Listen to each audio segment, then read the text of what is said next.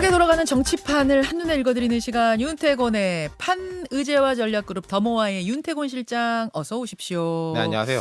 아니, 요즘 정치판을 보면은요, 누가 누구에게 말린 것이냐, 이런 논쟁이 좀 벌어지고 있는 것 같아요. 물고 들어가서. 그러니까 네. 뭐냐면은 민주당이 건 친일 프레임에 국민의힘이 말린 거냐, 네. 아니면 국민의힘이 건 죽창가 프레임에 민주당이 말린 거냐, 요게 있고, 또 조금 전에 나오셨던 김의겸, 한동훈 장관 사이의 공방도 누가 누구한테 말린 거냐, 뭐 네. 이런 공방이 있고. 아니, 이게 그러니까 서로 좀 판을 키우고 있는 느낌이 나서. 이게 말이 씨가 되는지 제가 한 2주 전만 해도 계속 똑같은 이야기 하니까 지겹다 네. 말씀드리다가 이야기 소재가 바뀌긴 했어요. 예. 최근에 보면은. 근데 이게 우리가 바랬던 화제 전환이냐, 지금 그건 아닌 뭐 것 안보 같아요. 환경이라든지 경제 환경 볼 네. 때 답답하긴 해요. 그런 그렇죠. 부분에서 보면. 아니, 한쪽이 확 유리하고 한쪽이 확 불리하면 보통 판이 안 커지는데, 네. 지금 이 판이 커지는 걸 보면 지금 서로가 서로에게 유리한 이슈라고 보고 있는 것 같아요. 그렇죠.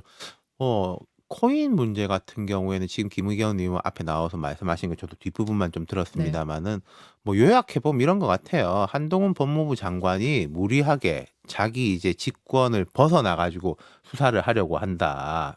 그런 의구심이 있다라는 건데, 그럼 이 사안 자체가 뭐 무결한 것이고 민주당은 아무 상관이 없고 이런 거에 대해 가지고 김의겸 의원이 좀 명확하게 말씀하신 것 같진 않아요. 왜 잘 모르니까 일단.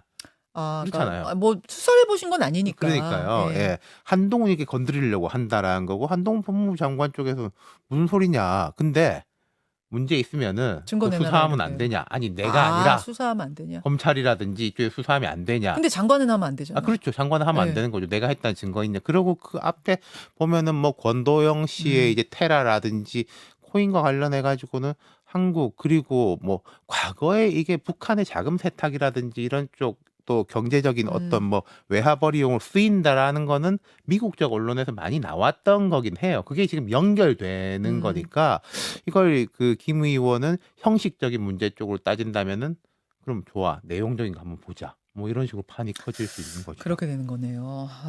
알겠습니다. 저 그런 논쟁들 중에 하나, 친일 국방 논란으로 좀 먼저 가보겠습니다. 시작은 이재명 대표 발언이었어요. 한미일 연합훈련 이걸 두고 극단적 친일 행위다. 한반도에 우길기가 휘날릴 수도 있다. 이러자 여당이 받아쳤죠. 죽창가 시즌2냐. 뭐 안보가 급한데 또 친일 프레임이냐. 네. 일단 이재명 대표의 유튜브 라이브 잠깐 보고 오실까요? 그것도 독도 근처에서 실전 군진을 하고 있어요. 사실 이제 이걸 군대로 인정하는 행위 아닙니까?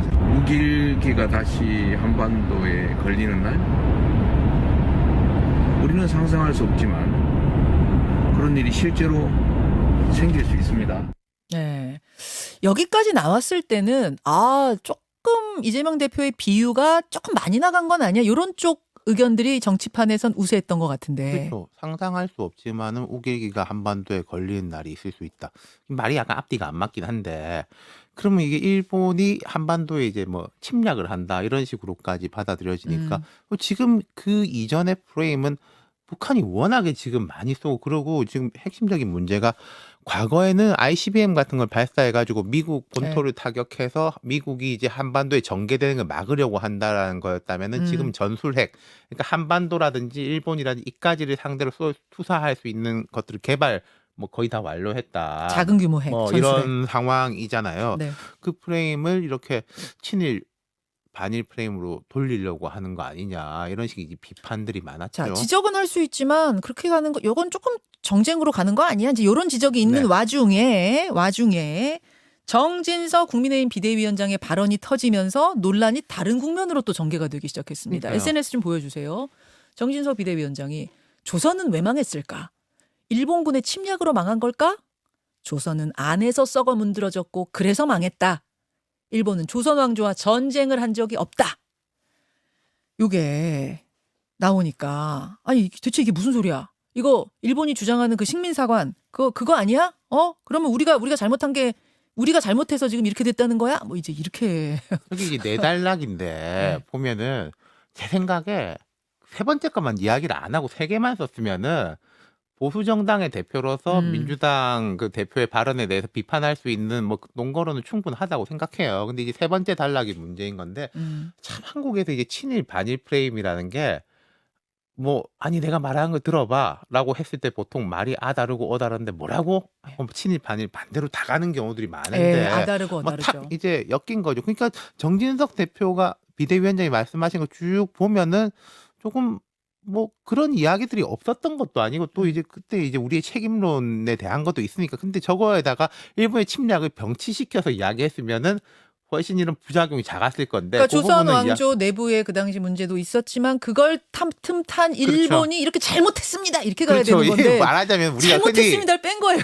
이런 정치인 중에 그런 이제 어법 잘 구사하시는 분들이 있지 않습니까? 앞에 쭉 깔아놓고 예, 예. 다만 하면서 뒤에 본론을 쓰는 그렇죠. 경우들이 있잖아요. 그게 재미없는 화법이기도 한데 되게 리스크를 줄이는 화법인데 저런 화법은 바로 직설적인 거니까 문제가 생기고 또 이제 야당에서 반박을 하고 여당 내부에서도 뭐 설왕설래가 이어지고 있고 그런 상황인 거죠.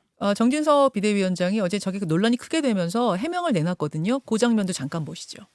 그게 왜 식민사관이에요? 내가 일본의 우리 조선 국권 참탈을 갖다가 정당화했습니까? 그 말도 안 되는 왜곡이고 호도예요. 그러니까 한 번도 싸워보지도 못하고 우리가 이렇게 네. 됐다는 아쉬움을 표현한 거다가 진이다라고 해명은 그렇죠. 했습니다만 말씀하신 대로 이게 이제 오해를 낳기 쉬운 발언. 그런 예는 말씀드렸지 않습니까? 정치권이라는 데가 항상 오해할 준비가 되어 있다라는. 오해할 준비가 예. 된 곳에 그러니까 정진석 대표 비대위원장의 말의 앞뒤를 보면은 그 일제 침탈로 해서 강제 병탄 당할 때 이제 조선이라는 나라가 일본하고 정규전을 벌인 적이 없다는 건 이해가 돼요, 충분히. 근데 이제 말을 떼가지고 임진왜란은 뭐냐 막 이래버리는 거죠. 그런 공격도 들어오는 거죠. 그러니까 이런 오해 소지를 정치를 오래 하신 분인데 네.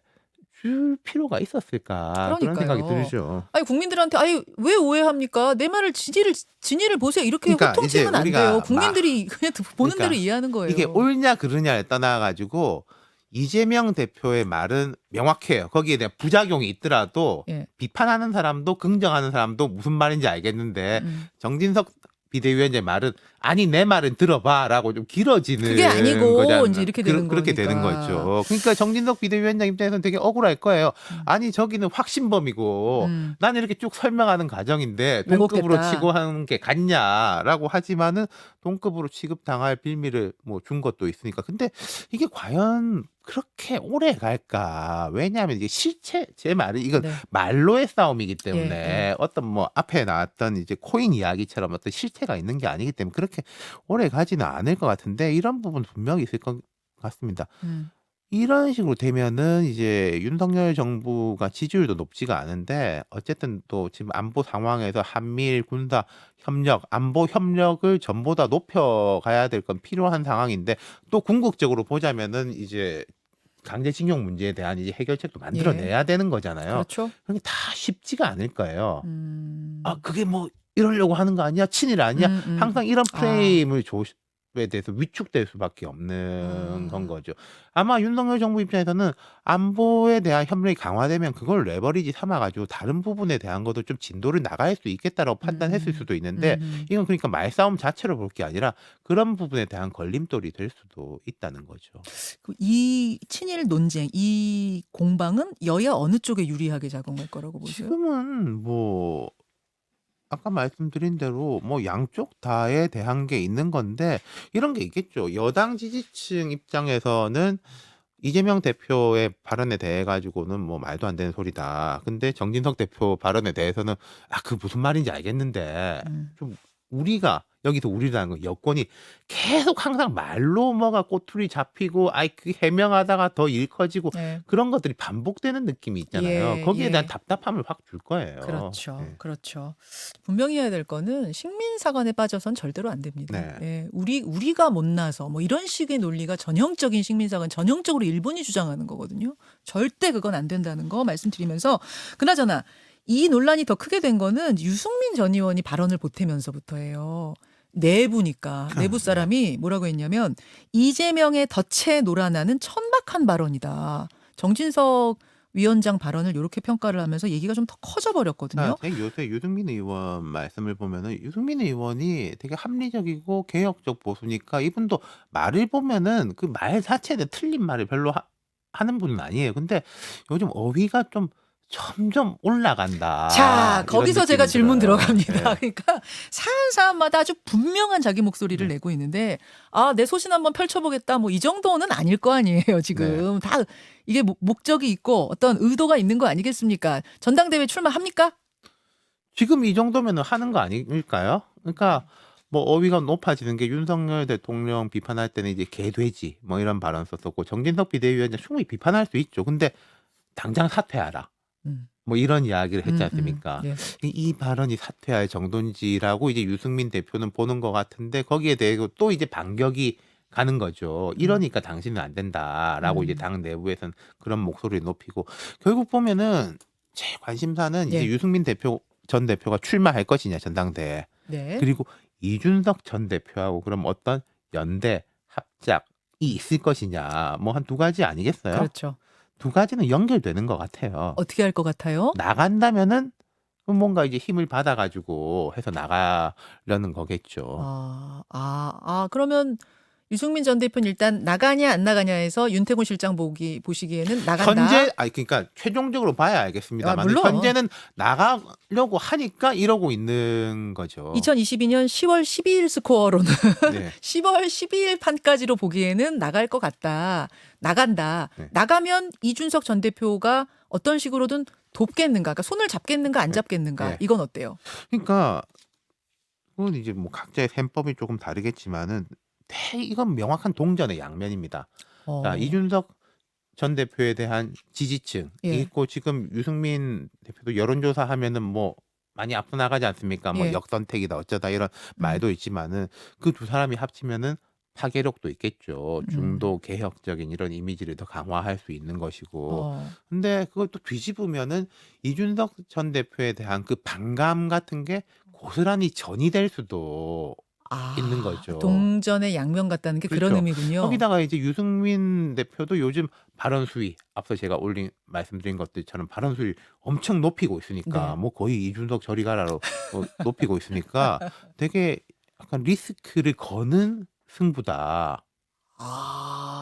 그러니까 이게 잘 되면 확 잘 되고 그렇죠. 안 되면 확 안 될 수도 있는 리스키한 뭐 이런 예. 표현 좀 그러니까 그렇지만 전에 제가 한번 말씀드린 게 우리 방송 오래 들으신 분들 기억날 텐데 친윤 대 비친윤이냐 네. 친윤 대 비윤 나아가서 반윤이냐 이런 말씀드렸잖아요. 현재 한 달 전쯤까지 지금 그래도 국민의힘에 보면은 뭐 비윤 반윤이랄 건 없는데 친윤 대 비친윤은 있다. 있어요. 근데 이제 이준석 대표가 어떻게 되냐에 따라 가지고 이게 비윤 나아가서 반윤? 반윤이 될 수도 있을 것이다. 라는 데 대한 그 단초가 지금 보이고 있는 거죠. 유승민 대표로 인해 가지고. 유승민 대표가 나가면 그러면은 반윤 정도 느낌으로 확 좀 걸어서 색깔 분명히 해서 싸워보려고 하지 않을까요? 그러니까요. 그게 또 보면은 이게 아까 우리가 계속 말씀드린 게 물고 예. 물린다 말씀드린 이게 어떻게 보면 궁극적으로 윤석열 대통령한테 달려 있는 거기도 해요.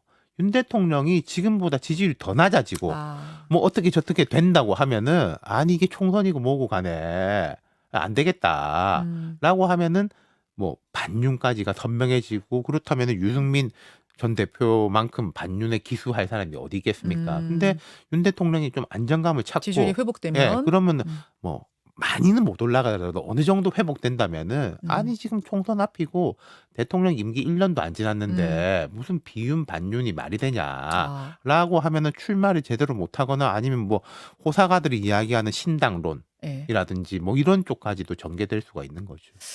그러면은 원래는 1+1은 2가 돼야 하는데 지금 유승민 플러스 이준석은 3이 될 수도 있지만 반대로 마이너스가 될 수도 이게 있다. 거꾸로가 있는 거예요. 1+1이 이제 2 내지 3이 되는 게 있고 네. -1하고 -1을 더하면 -2잖아요. 그렇죠. 그러니까 반감 쪽으로 보자면은 또 그 반감의 증폭, 아하. 시너지의 증폭이 있는 것이죠. 한 가지만 30초 질문 드리겠습니다. 안철수 의원의 어제 발언이 좀 주목되는 게 있었어요. 뭐냐면 유승민, 나경원 다 나와라. 그러니까 나올 자격 없다, 나오지 마라. 보통 이렇게 경쟁자한테는 얘기해야 될 것 같은데 다 나와라 했단 말이에요. 전 이걸 들으면서 안철수 의원이 꿈꾸는 구도는 1대1보다 다자구도를 꿈꾸기 그럼요. 때문에 안 대표는 항상 다자구도의 강자입니다. 좌우 중인 그렇죠. 거죠. 예를 들어서 찐윤이냐 뭐 여기 안철수냐라고 하면 친윤 대 비윤 같은 이미지가 되는 건데 예. 예를 들어 되게 이거 보수적인 사람 또 되게 유승민 같이 막 이렇게 아유 그러면은 안철수가 안정감이 그게 제일 좋은 구도예요. 안 대표한테는. 아, 다자구도의 왕. 그렇죠. 안철수. 항상 대선 때도 보면 양자구도로 가면은 어려워지고 다자구도 때 강한 게 있었죠. 그러니까 다 나올수록 좋은 거군요. 안철수 그렇죠. 의원 입장에. 아, 어쩐지 이 발언이 제가 이런 의미인 것 같다 느꼈는데 그 같은 얘기를 하시네요. 여기까지 네. 오늘 보겠습니다. 윤태권의 판 수고하셨습니다. 감사합니다. 김현정의 뉴스쇼는 시청자 여러분의 참여를 기다립니다. 구독과 좋아요, 댓글 잊지 않으셨죠? 알림 설정을 해두시면 평일 아침 7시 20분 실시간 라이브도 참여하실 수 있습니다.